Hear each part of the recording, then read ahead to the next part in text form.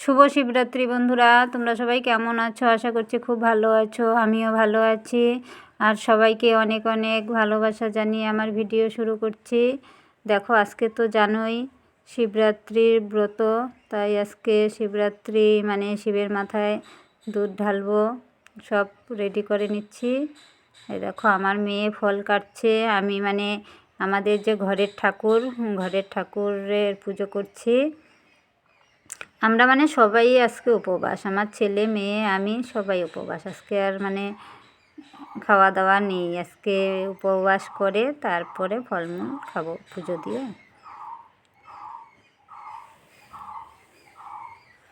দেখো, ফলগুলো কেটে নিচ্ছে।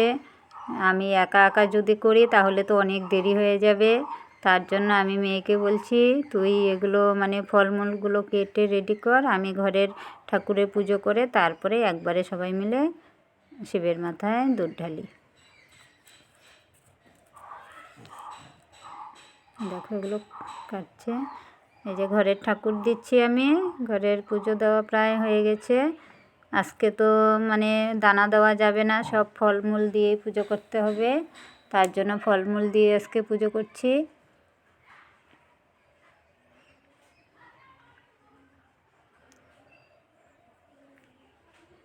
এই দেখো, এখানে মানে আপেল, আঙ্গুর, কমলা, তারপরে সাবু, কলা সব কিছু দিয়ে আজকে পুজো করছি।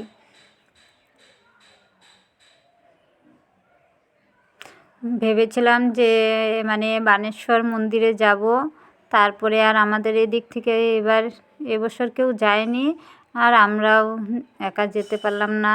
শরীরটাও বেশি ভালো লাগছিল না, মাথাটা ভীষণ ব্যথা করছিল, তার জন্য ভাবলাম যে না, এবার আর যাওয়া হবে না, বাড়িতেই আমাদের শিবলিঙ্গ আছে, এটাতেই মানে দুধ ঢেলে ফেলি। কেউ যায়নি, একা একা যেতে ইচ্ছাও করে না, আর শরীর ভালো না লাগলে তো জানোই কোনো কিছু ভালো লাগে না। তখন আর ভাবলাম যে না, রোদ্রের মধ্যে আর একা করে যাব না, বাড়িতেই ঢেলে ফেললাম। আর বড় মন্দিরে গেলেই যে মানে জল ঢাললেই যে মানে বড় ঠাকুরকে জল ঢাললেই যে ভগবানকে পাওয়া যায় সেটা তো কোনো কথা না। বাড়িতে যদি মানে মন পরিষ্কার করে জল ঢালা যায়, তাও মানে যা পুণ্যি হবে বাড়িতে, ওই মন্দিরে গেলেও তাই পুণ্যি হবে। মনটা হয়েছে মানে সব থেকে আসল। এখন আমরা যদি ভাবি যে না, বড় বড় মন্দিরে গেলেই ভগবান পাওয়া যায়, কিন্তু এদিকে মন মানে ভগবানের দিকে মন নেই, তাহলে তো আর হবে না। বাড়িতে যদি একটা পাথরকেও মানে দুধ ঢালি মনে বিশ্বাস রেখে, তবুও মানে পুণ্যি হবে।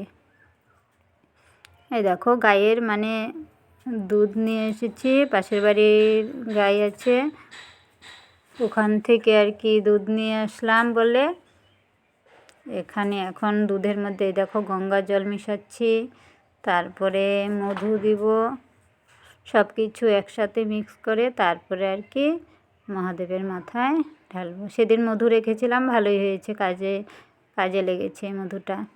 এই দেখো, সেদিন মানে ঠাকুরের জন্য এক কৌটো রেখে আমাদের জন্য আলাদা করে রেখেছি, যে এটা ঠাকুর ঘরে থাকলে সবসময় পুজোর কাজে লাগবে। দেখো, এক কৌটো রেখে দিয়েছি, এটা মানে অনেক দিন চলে যাবে পুজোর কাজে। আমি যে কোনো কিছুই আনি না কেন, আগে মানে ভগবানের জন্য তুলে রেখে তারপরে আমাদের মানে ঘরে আলাদা করে রেখে দিই।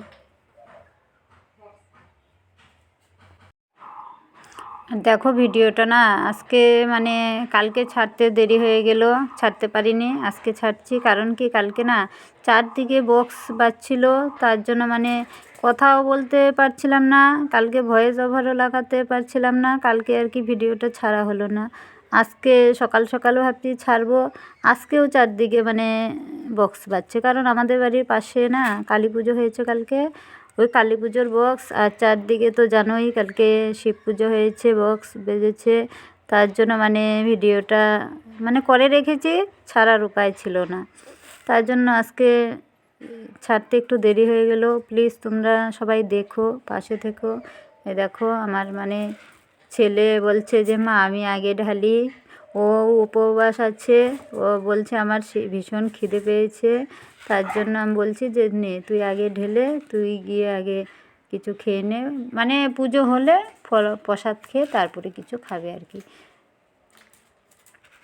মানে খিদে পেয়েছে সেটা না, জল পিপাসা লেগেছে, গলা শুকিয়ে গেছে। আজকে ভীষণ রোদ উঠেছে জানো, এই দেখো রোদ্রের জন্য কিছু দেখা যাচ্ছে না, ভীষণ রোদ উঠেছে।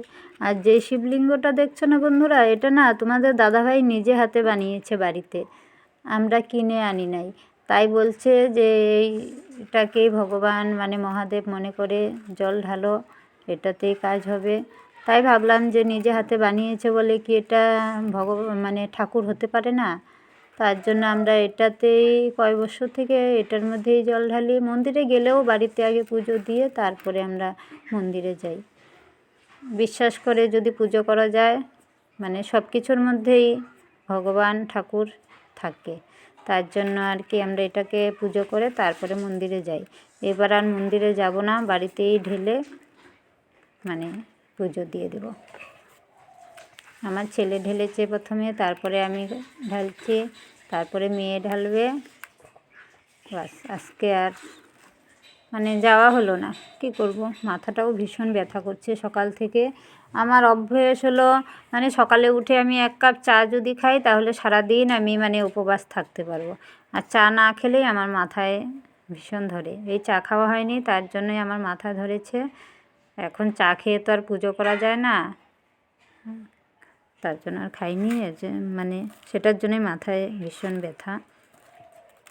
আর 2 দিন থেকে আমি ভিডিও ছাড়তে পারছি না, সময়ও পাচ্ছি না, মানে অনেক ভেজালে আছি, কি বলবো তোমাদের কাছে।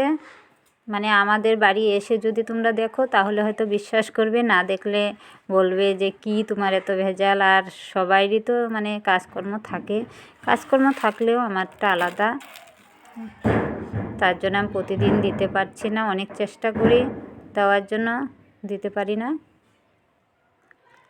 প্লিজ তোমরা পাশে থেকেও দেখো। দেখো এই যে আজকে কালী পুজো হচ্ছে, রাত্রিবেলা আমরা একটু আসছি।